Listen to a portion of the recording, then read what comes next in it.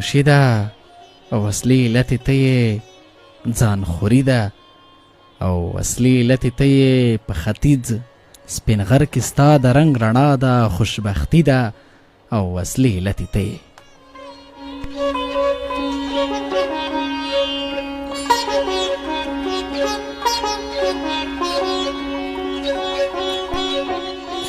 سلام، درناوی، مینه او احترامات. ایله ده ښه جوړ صحت او په مینه کې به واستئ. ګلونو اورېدونکو، تاسو ته معلومه ده موږ په غزل بڼ کې له هغه چا سره راګرځو څوک چې د شعر ښاپیرۍ په واک کې لري، څوک چې یو شاعرانه سمندر په درون د ځان کې ساتي، څوک چې د خیال پر پلونو مزل کوي، او څوک چې شعر لیکي شي، او څوک چې دا به ورسره زیاته کړو چې خبرې کوي شي، ځکه ممکن ډېر خلک وي فقط شعر ولیکي شي خو خدای ورنه لوی نعمت اخیستی وي چې هغه ژبه ده. نو دا ځل بیا درته په غزل بڼ خپرونه کې راستانه شوي یو. دا ازمون راډیو ده او د ازمون پر پتو درته دا ګړی په ژوندۍ بڼه باندې غزل بڼ خپرونه خپریږي. زه یم ستاسو ورور، ستاسو ملګری، ستاسو یار قسمت الله همت، او د تخنیک د چارو سمبالګر چې بیا د احمد وصال دی، او زموږ قدرمن میلمه چې په دې خپرونه کې یو ځل بیا ما راغوښتی دی. ځینې پوښتنې داسې وي چې ممکن هغه زه وکوی شم. نو زموږ ملګری، زموږ د ټولو ملګری ملا منصور منلی دی. منلی صاحب، تاسو ته د ازمون په غزل بڼ کې ډېر زیات هرکلی وایو. قربان همت صاحب تاسو ته او وصال صاحب ته او د ازمون راډیو ټولو اوریدونکو او اداري سټاف ته سلامونه، مینه، ادب، قدر. ډېره مینه، خوشحاله یم. ډېره زیاته مننه چې بلنه مو منلې ده او راغلی یاستئ. منلی صاحب، ما چې بلنه ولېږله تاسو منله، ځکه چې ستاسو تخلص منلی و که نه؟ قربان همت صاحب، ولې نه، زمونږ د غږ انعکاس یې تاسو، نو باید ستاسو بلنه ومنله شي. ډېره زیاته مننه. منلی صاحب، ممکن ځینې نن داسې پوښتنې وکوی شو چې هغه وړاندې خپرونو کې نوې تکرار شوي او دا چې بیا م راوستی، بیا دلته را سره ناست یو بل علت دغه دی چې تاسو یو ګام لا نور مخکې تللي یاستئ. تاسو یو کتاب هم له ښه بخته، له ښه شامته چاپ کړی دی چې زیات هرکلی شوی دی، ډېرو خلکو ښه کړی دی. نن به د نثر پر برخه باندې هم تمرکز وساتو. ډېرې برخو سره به مو اورېدونکي بلد وي، بلدیت به لري، خو لنډو کې وایي کومو برخو کې کار کوی شئ؟ نثر کې، شعر کې، ورسره پخوا کې ترنم کې داسې وغږېږي، ورسره پخوا کې په دکلمه کې کومو برخو کې ډېر وارد یاستئ؟ قربان همت صاحب، نثر هم تر خپلې اندازې پورې لیکو، نظم هم لیکو، او دغه د نظم او د نثر په بېلابېلو فرمونو کې یا صنفونو کې تر خپلې وسې مطابق لګیا یو او کار کوو. خو ترنم مې نه دی کړی او بې ارادې کوم که نه، کله چې انسان یو بې ارادې حالت کې وي ترنم کومه، خو داسې نه دی شوی چې یو چا غوښتنه رانه کړي او ما ترنم کړی وي. او د شعر دکلما خو هغه خو مجبور یو چې وایي کو تر وسې، ځکه شعر په سټیج ویل کېږي، همدلته به یې وایم. دغه دکلما وښیه نو. ډېره ښه ده. یو بله پوښتنه، اصلي نوم مو څه دی؟ منصور دی. او دا ملا مو ورسره ولې مخکې کړی دی؟ ملا منصور منلی که نه، نو دغه د درسرو تړاو دی، او بل دا چې دغه ډېری ملګري ما ملا بولی یم، د دې وجه هم کیدی شي. او دغه پښتنه رانه شوې ده بار بار، مګر دغه د درې سره تړاو دغسې دی چې منصور چې دی، منصور بن خلاج، حتما به د په اړه لوستلي وي، او منلی ملا دغسې درې سره تړلی دی. فقط د میم د برابر کړي دي؟ نه دغه هغه چې و منصور بن خلاج کې فکر دی وي، دغه اصلا کې همدغې مولایانو په درکړی هم دی. او بیا په اوس وخت کې دغه د مولایانو ترمنځ اختلاف هم پیدا ده. ځینې مولایان دغه د منصور مینه او هغه د منصور کړنې مانی، ملا منصور منلی. ښه ډېر ښه کوي، ډېر ښه کوي. یو ورځ مې یو پوسټ ولید پسې خوا کې میم مالې دا چې شو، مالې دوه میمه نور هم اضافه کوي. نو ډېره ښه ده. د زده کړو په تړاو مو وغږېږئ، څه اورېدونکي مو هغه اورېدونکي چې مخکې در سره نه دي بلد، اوس در سره بلد شي. زده کړې مې فی الحال په شهزاد پوهنتون کې د ټولنیزو علومو د دریم کال محصل یم، د مو د دریم سیم وروستی سمستر دی له خیره به څلورم ته کېږو. او دې نه وړاندې نورو کومه ژبه کې مدارس ویلی دی دیني مدارسو کې یا بل څه کې؟ نه دغسې د مکتب او دغه عصري علومو ته مو ډېر وخت ورکړی دی مګر خپله مې د فقې په اړوند مطالعه کړې ده. هغه خپل کتابونه مې مطالعه کړي دي، له یو چا مې ویلي نه دي مګر نن سبا خو ډېره اسانتیا ده ځکه یو چا چې لیکل لوستل زده وي کولی شي چې په بېلابېلو برخو کې زیات معلومات لاسته راوړي. ډېر ښه. کومه نورو ژبو کې ما هڅه کړې ده چې زده یې کړئ؟ ولا اردو او عربي مې خوښېږي خو تر اوسه مې هغه عملي هڅه نه ده کړې که نه چې زه دغه ژبه ګرامري لحاظ زده کړم مګر اراده مې شته چې باید زده یې کړم. ولې شعر ته راغلی؟ او شعر ته راتلل دا خو طبیعي خبره ده، زه یې طبیعي ګڼم مګر دغه راڅرګندېدلي چې دي که نه هغه بې علتونه لري، حالات دي او ځینې شخصي ځاني علتونه دي چې هغه کولی شي چې په تا کې هغه دغه پټ جوهر چې دی هغه را برسېره یا راښکاره کړي. نو همدغه علت دی چې هغه ځینې خبرې چې ما نشوي کولی په نثر کې وکړم. یعنې دا کوم درد و هغه کوم درد و چې تاسې داسې یو لیکلو ته اړ کړئ چې هغه په ساده خبرو کې نشوی کېدی، هغه په ساده عامه خبرو کې یا په کلام کې نشوی کېدی او تاسو راغونډې کړئ شعر مو کړئ، دا کوم درد و چې تاسو شعر لیکلو ته اړ کړئ؟ دغه د شعر خو خپله یو اړخ نه دی که نه، شاعري په بېلابېلو اړخونو کې کېږي. نو په د هر اړخ کې دغسې علتونه او دغسې سببونه شته چې هغه ته په نثر کې نشي کولی، نو مجبور یې چې هغه په شعر کې وکړي او دغه شعر ډېر ښه اورېدل کېږي، غوږ ورته کېښودل کېږي او منلی کېږي. ولې دې داسې لیکلی دي چې بس که وغواړې نو ښه مې ښه کوی سې، زه خراب یم او ته مې ښه کوی سې؟ مخکې مې وویل ستاسو بیت دی، مخکې مې وویل چې بېلابېلې علتونه لري د ټولو لپاره کېږي. نو ما ځانې مینه کړې ده، په هغې ویاړم او کوم یې. ښه شته؟ بلکل. یعنې د رسېدو امکان ووایې؟ ډېر هیلهمند یم، رب سخت مهربانه دی انشاءالله. ښه ته یو دوه شعره راته متصل ووایه، له هغې وروسته بیا ځینې نورې پوښتنې لرم، بیا دمې ته ستنېږو. ته اول شعرونه ووایه. قربان. نوی حرام ما پرې پټ زخمونه سم د غلي وی، بنګ مې په ورغوي کې په زوره ښه وهلي وی او چیغې مې تر ټولو وطنونو پورې تللې وی، وبښئ چیغې مې تر لرې وطنونو پورې تللې وی، مازګروي له جګو جګو غرو در اړولې وی او ښار کې په کوڅو کې او په کلیو ګرځېدلی وی، چاره پورې نه خندی کلي مې شکېدلې وی. واه واه واه واه دغه بیت بیا وایه. واه ډېره مینه. ښار کې په کوڅو کې او په کلیو ګرځېدلی وی، چاره پورې نه خندی کلي مې شکېدلې وی او غېږ کې دې نیولی وی، ښه سم دې در ټینګ کړی وی، تا مې دا هډوکي له دردونو نه ستېغلي وی او زړونه دې خوږ وی، په سینو دې پړسېدلي وی، څوک دې ملا جان منلیا بیا له کوم چا تللي وی. واه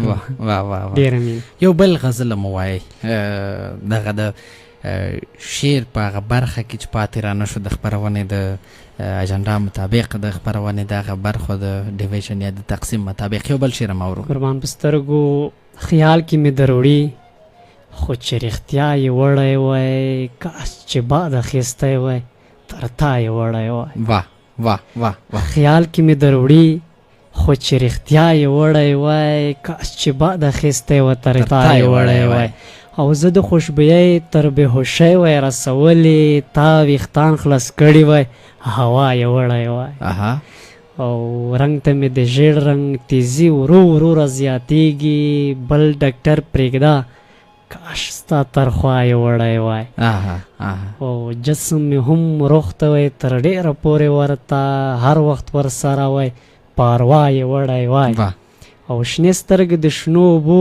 ژور سمندرونه، زړه مې ماهي نه و چې په سا یې وړی وی. واه واه واه دغه بیت بیا وایه. دغه بیت بیا وایه. شنې سترګې د شنو اوبو ژور سمندرونه، زړه مې ماهي نه و چې په سا یې وړی وی او غم به ملا جان منلي وړلو په ژړا، غم به ملا جان منلې وړلو په ژړا سخته وه چې سارې ګامه پای وړی وای. واه واه دغه بیت بیا وایه ته. قربان همت صاحب غم به ملا جان منلې وړلو په ژړا سخته وه چې سارې ګامه پای وړی وای. واه واه او دغه اوس یو بل توری ولې اضافه شوی دی دا جان ولې ورسره وایي؟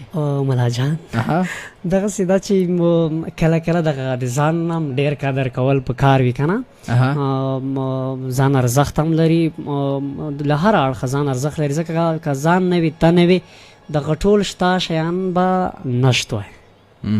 نو جان ښه ښه یعنې ځان ته په خپل هم باید یو څوک داد ورکړي چې چی یم. بلکل مهمه ده ځکه یو چی شی یې په حقیقت کې ښه یعنې یو چی باید سړی ځان ته ووایي که نه. بلکل او ځان باید در باندې ګران وي. ښه نمانلی صاحب چېرته نورو ځایونو ته تللی له خوست علاوه نورو ولایتونو ته یا نورو هیوادونو ته د مشاعرو لپاره د ادب په برنامو کې د ادب په برخه کې؟ نه دغسې دا همت صاحب چې یو خو زه دلته محصل یم که نه، دغه محصلتوب ته خپله معلوم دی تر ډېره انسان مصروفه ساتي. نو دغسې د ادب په برخه کې مې نورو ولایتونو ته سفرونه نه دي کړي او نه هغه موقع راته برابره شوې ده او غوښتنه شوې ده. مثلا کابل کې ځینو تلویزیونونو راډیوګانو یا خپرونې چلوونکو غوښتنه کړې ده، مګر زه په خوست کې وم او هغه زمینه نه ده مساعده شوې چې زه یو بل ولایت ته لاړ شم او دغه د ادب اړوند وغږېږم یا خپرونه راسره چمتو شي یا داسې سم نه یم ورته برابر شوی. ډېره ښه ده. یو بله پوښتنه به وکړو منلی صاحب، قربان ستاسو کردار چې موږ ته معلوم دی موږ سره بنډارونو کې کینئ پاسئ دغه ځینې پوښتنې زه ځکه کوم ممکن نورو زموږ خپرونې مینوالو او زموږ البته زموږ همکارانو نه وي کړي ځکه چې هغوی به ستاسو سره فرینډلي ماحول کې ملګرتیا ماحول کې نه وي ناسته ولاړ. دا چې زموږ ستاسو ناسته ولاړه زیاته ده. ما د باندې دا پوښتنه نه ده کړې خو نن به یې تا نه دلته په دې مایک تر مخه وکومه ولې دغسې سټایل برابروئ؟ مثلا دغه ویښتانو سټایل یا دغه د بریتونو سټایل به ووایو یا دغه د کالیو سټایل به ووایو دغسې سټایل ولې برابروئ؟ اصلا کې دغه کوم سټایل چې ته برابروئ ډېر خلکو ته دغسې سټایل خوند نه ورکوي. دا دلیل دا دی پوښتنه ځکه کومه دغسې دا چې یو خو ذوقونه چې دغه متفاوت دي، توپیر لري، فرق لري په افرادو کې. زما ذوق هم دغه سټایل منلی دی، خوښیږي مې، یعنې دغه زما خوښه ده. او بل دغه زما اصلا کې شخصي دی زما په شخصیت یا زما په شخصي ژوند پورې اړه لري چې زه باید څه ډول سټایل وکړم یا څه ډول ویښتان ولرم یا څه ډول څپلی بوټ واسکټ جاکټ دا ولرم. نو زما دغسې په سړیو کې مې اصلا کې دغسې لږ ببر سړي خوښېږي. خدای شته د ستا غوندې ویښتان داسې ببر پرېښي وي نه ټول خو دغسې خدای نه دي پیدا کړي که نه چې ببر سرونه دې ولري، مګر دغه برید ویښته مې لږ اندازه لوی یعنې ډېر کوچني نه او ازادې جامې لستوڼي او په بوټانو کې هم دغه ورزشي بوټان د سپورټ بوټان که نه دا مې ډېر خوښېږي او په څپلۍ کې مې دغه د بنو څپلۍ چې دي هغه ډېر خوښېږي او دغه ځونډېدارې څپلۍ د یو وخت کې پښو کولې ته دې علت څه و؟ او همغه بونیڅۍ څپلۍ ورته وایي د بنو خلک یې هم ډېر کاروي. دلته دغسې دا چې د ځینې شیان موږ ته ډېر بد معرفي شوي دي مګر اصلا دي نه دغسې فرض شوي دي که نه یا یو چا په همغه لباس کې یو داسې کار کړی دی چې هغه په ټولنه کې بد معرفي شوی دی مګر د سر ویښتان چې دي ډېر خلک یې لري خو مګر یو بد کار یې هم نه دی کړی یا دغه څپلۍ په پښو کوي مګر بد کار یې نه دی کړی دغسې هغه سټایل کړی دی چې یو لوفر یې کوي که نه مګر اصلا کې هغسې کارونه یې نه دي کړي لکه یو بد شخصیت یې چې کوي. ښه نو منصور منلی به اوس یو داسې تن یو خاطره ووایه ښه یو داسې خاطره ووایه چې هم ورته وخاندو مثلا که د ځان په اړه وایه که د لباس په اړه دې وایه که د همدغه سټایل په اړه که عموم کې وایې. خاطرې خو ډېرې دي که نه دغسې یو ناڅاپي وایم د خاطرې پوښتنه نو دغه زما سور رنګ ډېر خوښېږي او زما د خوښې رنګ دی بیا یو وخت کې یو ملګري میسیج راته وکړو، خدای دې وکړي بد یې ونه ګڼې دا خاطره، مګر جالبه ده. هغې وویل چې مثلا موټر به سور پیدا شي، جامې به سرې پیدا شي، هر څه به سره سره پیدا شي، دغه مېرمنې ښځه به دې چېرته سره درته پیدا کوو. نو دغه پوښتنه ما ته ډېر دغسې حیرانوونکې او جالبه او ډېر مې ورته خندلې دي. جالبه خاطره مې همدا موږ دغه لیدلې دی که نه، تاسو فیسبوک باندې هم دغسې پوسټونه کوئ. که دا یې درته ویلې وه چې ته به څنګه سور شې، دې کې دې ورته څه ویلې بیا؟ یاره همته دغه د رنګ سوروالی که نه خو بېله مسله ده، مګر زما په لباس کې یو نه یوه نښه خامخا حتما سره وي. ښه نو صحیح ده، دغه باندې بیا هم بحث کوو او بیا به راګرځو مخه. تاسو یو وخت کې دغه د هولي عکسونه ډېر پوسټ کول که نه، هماغه ته تاسو شاعري هم کړې ده. موږ په هغه اړخونو باندې غږېږو که نه، مثلا چې شعر ورته لیکل شوی وي، ډېرې موضوعات دغسې وي که نه، ته ورته نور موضوعات یا داسې پېښې وي. موږ ډېر مثلا ګورو که نه، خوشحال بابا په ځینو شعرونو کې له خپلو بچیانو اولادې څخه شکایت کړی دی، له خپلې مېرمنې څخه یې ځینې ځایونو شکایت کړی دی. بیا والا چې کله دا بندي کېږي د مرجانۍ په نوم د ده مېرمن، هغه ګلپاڼې یو سندره کې ویل هم ده چې نه به دواړه سترګې تورې په رانجه کړم. مخه بیا د مېرمنې شعر دی چې کم خلک په دې باندې خبر دي چې دا د مېرمنې شعر دی او فریاد دی که نه. ډېر خلک دا ردوي چې دغه مېرمنې دي شعر لیکلی. یعنې موضوعاتو ته په کتو باندې ځینې پوښتنې مطرح کوو. منلی صاحب موسیقي اورئ؟ بلکل اورم یې، ښه موسیقي مې خوښېږي، هغه که محلي هم وي مګر چې ښه انتخاب ولري، او سوچه موسیقي وي هغه مې ډېره خوښېږي، او هنري موسیقي ما هم ډېره خوښېږي، مثلا دغه او لوی هنرمندانې چې کوي کله کله یې اورم، همیشه مې نه دي اورېدلې او همیشه د سندرو په موډ کې وم هم نه. نو ته ووایه که نه اوس سندره دې خوښېږي او سندره واورو؟ او بلکل. نو د چا سندره به واورو؟ د هارون پاچا هره سندره چې وي، د هارون پاچا هر غزل هر شعر چې وي زما خوښ دی او زما خوښېږي. نو ته راباندې واوره د هارون پاچا یو سندره، غزل بڼ دی یو سندره د هارون پاچا په غږ کې اورو. دا خو ټپې دي، ټپې واورو، یو غزل راباندې نه اورې؟ سمې دي، ستونزه نشته. که غزل وي ډېره به ښه وي، موډ کې به بیا ډېره خرابه وي که دغه ټپې راباندې واوري. دا خو ډېرې غمګینې دي که غزل. یو داسې ځواک صاحب راغی، ځواک صاحب بیا چې کله ټاکنه وکړي که نه، وصال صاحب فکر کوم نوی شی لیدلی دی، د نوی غزل یې لیدلی دی یا نوي څه یې لیدلی دي. نو هارون پاچا به واورو، د خپرونې نمایي ته رسېدلی یو. له هغې وروسته به بیا هم زموږ خپرونه دوام ولري، غزل بڼ خپرونه. تاسو دا غړې په ژوندۍ بڼه باندې د ازمون پر پتو باندې اورئ. زه همت یم او را سره مېلمه دی ملا منصور منلی، د ده پر کتاب باندې به هم خبرې وکړو، پر راتلونکو پلانونو باندې به هم خبرې وکړو، یو څو غزلونه به هم ورنه واورو. نو فکر کوم ښه همت صاحب فکر کوم ټکنه مې داسې ټکنه کړې ده چې زر یې نشي راپیدا. نه د خبره داسې ده، زر ډېر وختي پیدا کېږي، زموږ ارشیف ډېر غني دی. خو مسله بله ده، کله چې ته د ځواک صاحب انتخاب یا ټکنه واورئ، بیا ممکن یو څه اندازه تر فشار باندې هم راشي، فشار لاندې. نو ځواک صاحب څه پکې وایي ته؟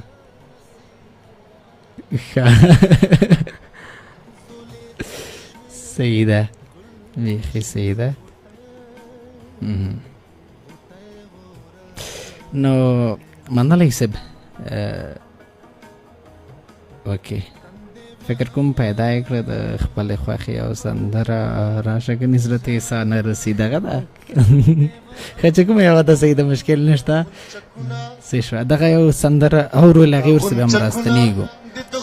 منزل زنایا وړې پکشمالو د کلی پریزه غونچکونه د دخولي منزل زنایا وړې پکشمالو د کلی پریزه دا غونچکونه د دخولي منزل زنایا وړې پکشمالو د کلی پریزه پریزه.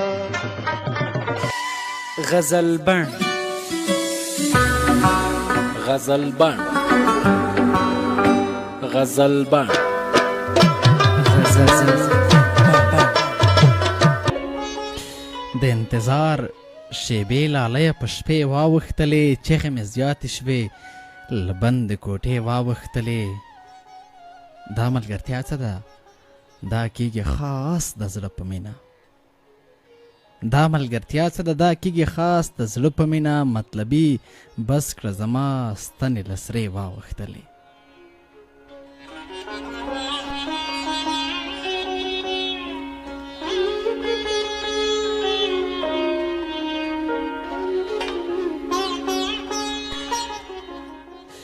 بیا هم پخیر راغلی غزل بڼ خپرونه ده د ازمن پر پتو درته په ژوندۍ بڼه باندې خپریږي زه یم ستاسو ورور ستاسو یار ستاسو ملګری قسمت الله همت او راسره میلمه دی زموږ قدرمن ملګری زموږ یار ملا منصور منلی نو لومړی نیمایي پای ته رسېدلې ده دوهم نیمایي پیل شوه منلی صاحب بیا ستړی مه شي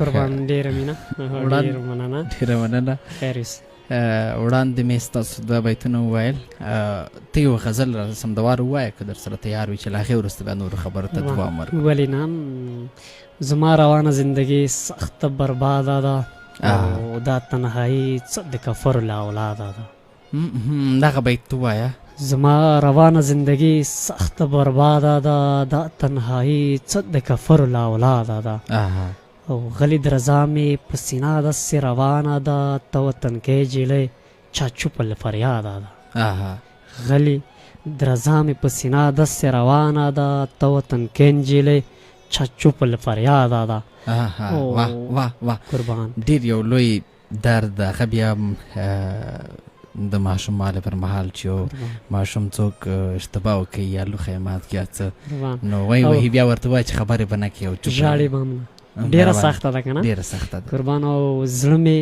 تنګی نیولی دی ما ته چاره راښایه په داسې ځای کې یم چې چیغه انتکا ده واه واه واه واه واه قربان زړه مې تنګی نیولی دی ما ته چاره راښایه په داسې ځای کې یم چې چیغه انتکا ده او دا وړه سر له اوسه څونه ښایستو کې ده دا وړه سر له اوسه څونه ښایستو کې ده دا چې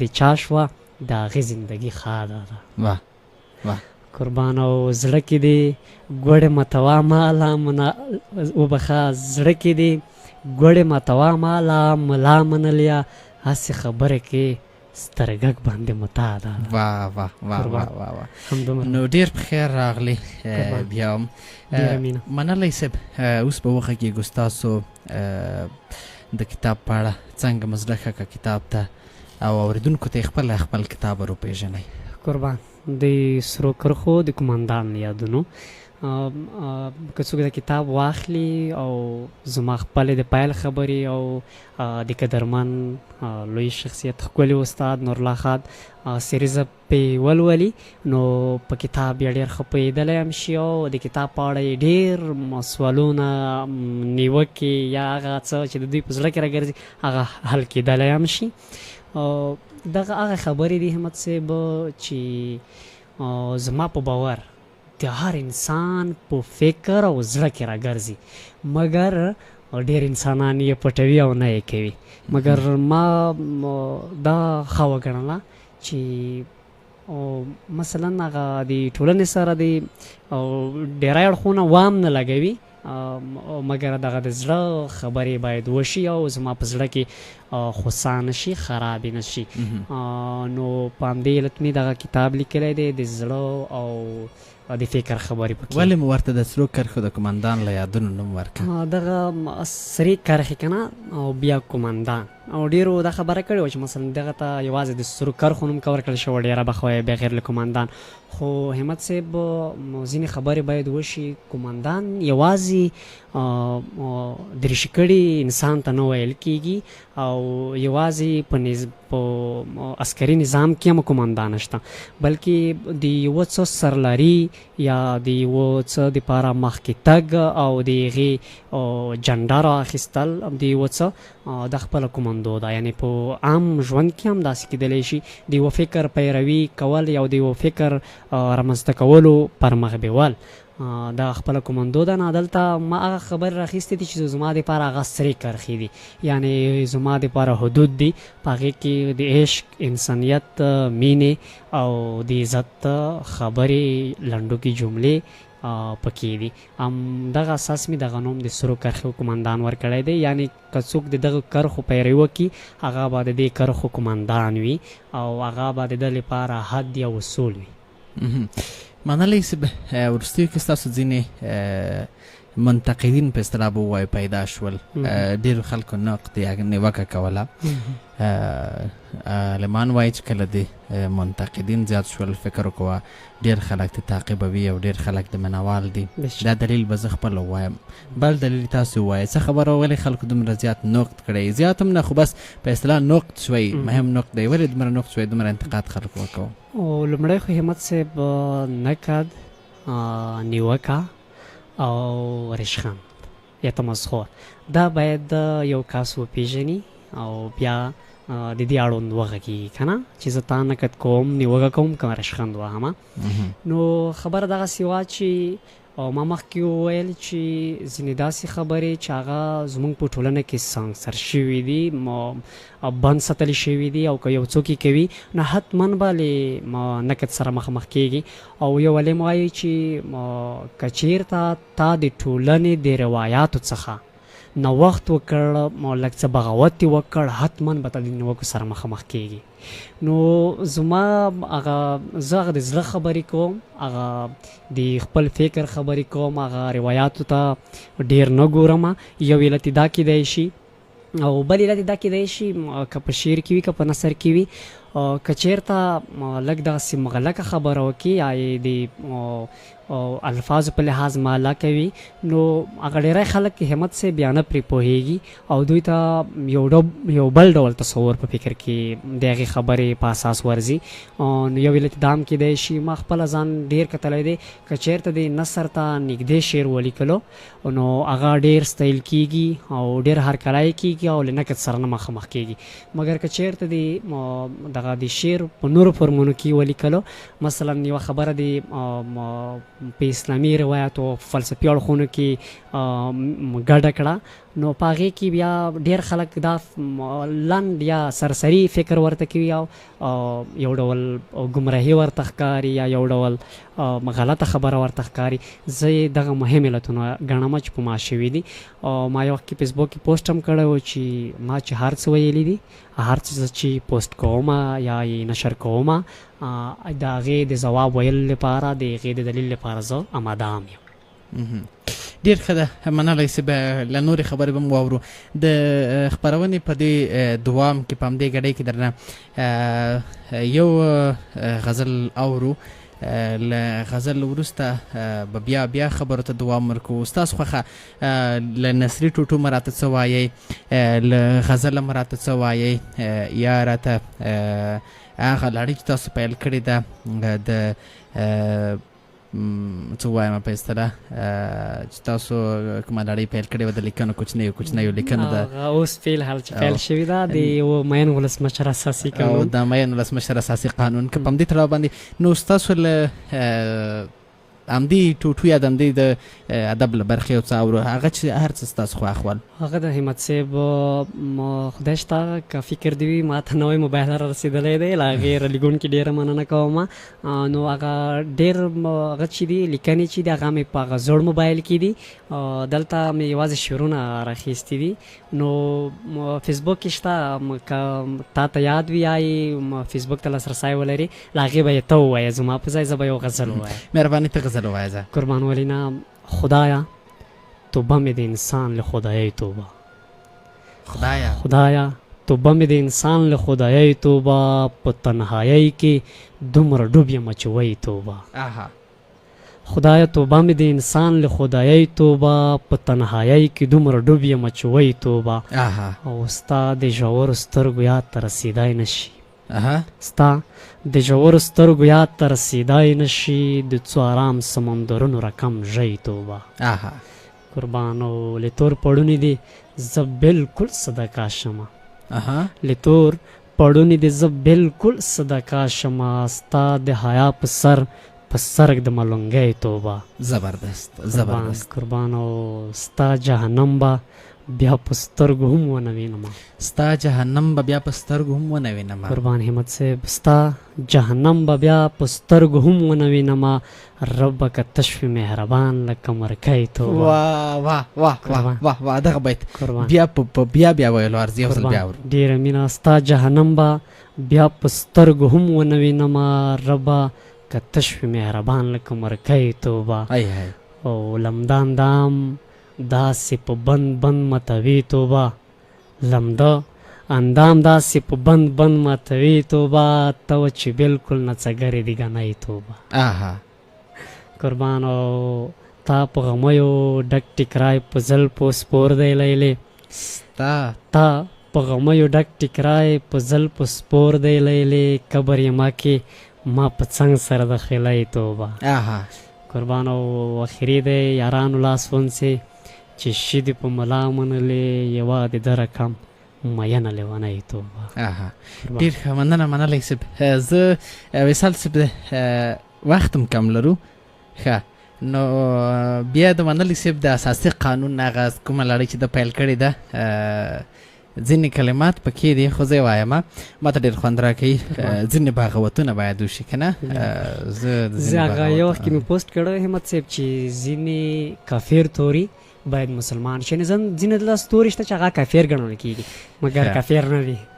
نو د اساسي قانون په 14 څپر کې او 118 ماده کې راغلی دي چې د دوو مینو په منځ کې هر څه چې خنډ شي هغه که سپی وي که انسان وي یا کوم بل چې شی وي غماس بلل کېږي. نو اثر ته په کتو دا ماده ایجابوي چې که شبکې د دوو مینو ترمنځ د اړیکو خنډ رامنځته کړ نو په راکټ د وویشتل شي تر څو بیا د کومې شبکې مشر د ډېرو پیسو په شوق کې د کوم چا د ازار لامل ونه ګرځي. د مینو لسمشر له اساسي قانون دا زما ډېر خوښه شوې وه. دغه ته ورته نورې هغه لیکنې لا ډېرې بریاوې.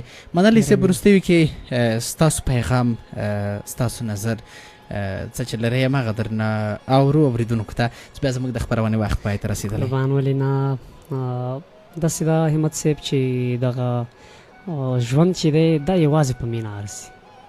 هر اړخیز په هر اړخ کې که د ملګرو سره وي که د یو نوي چا سره مخامخ کېږي په هر حالت باید یوازې مینه وشي. او د ټولو بدمرغیو د ختمېدو یوازینی علت چې ګڼم هغه مینه ده.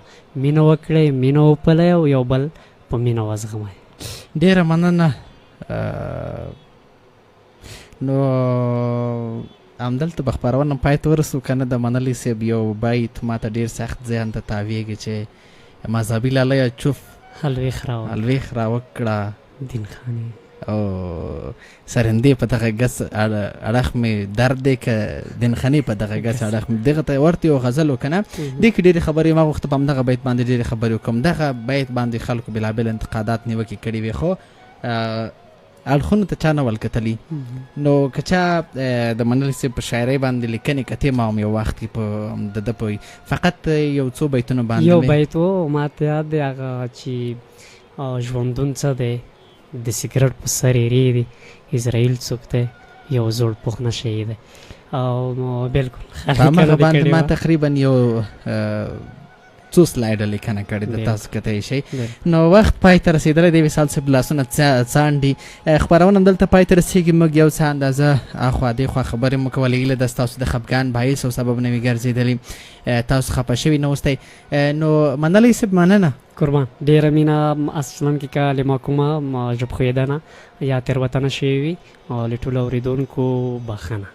ډېره زیاته مننه. نو زموږ خپرونه همدلته پای ته رسېږي. تر نورو خپرونو پورې تر بیا به چې ستاسو قدرمن چوپړ ته حاضرېږو تاسو ته به راځو تاسو سره به په خپرونو کې واوسېږو. کرن خان در باندې اورو. زموږ خپرونه همدلته دوام نه مومي بلکې پای مومي. موږ ته به اجازه کوئ که چېرته مو ژبښویدنه تېروتنه څه کړي پر خپله لویه مو وبخښئ او دعاګانو کې مو یاد ساتئ. سرپل کې چې زموږ کوم ملګري ول نو هغوی دغه ویله چې موږ ته د دعاګانې کوي د هغه وضعیت هغه حالت ته په کتو باندې دوی هم درته مینه سلامونه او احترامات وړاندې کوه. ډېره مننه له ټولو ښه دعا اوسېږئ. د الله په امان ښې شېبې ولرئ. که ګناه نه غواړئ رښتیا وریځ دې نه راولي، زه په وریځو کې نشه نشه کوم، ګناه کوم.